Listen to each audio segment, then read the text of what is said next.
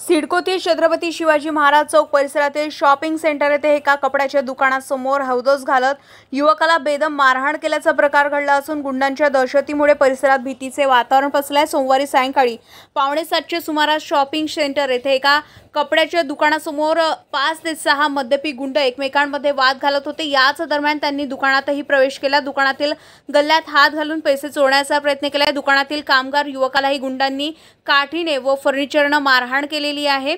15 ते 20 मिनिटे हा धिंगाणा सुरू होता. त्यानंतर बाहेर जात त्यांनी एका वाहनाच्या काचाही फोडल्या. मद्यपी गुंडांच्या या सर्व प्रकारामुळे परिसरात भीतीचे वातावरण पसरले होते. त्यानंतर काही सामाजिक कार्यकर्त्यांनी पोलिसांना कळवल्यानंतर अंबड पोलिसांनी घटनास्थळी दाखल होत 4 ते 5 जणांना ताब्यात घेतले. वाढती गुन्हेगारी, नागरिकांची डोकेदुखी झाली आहे.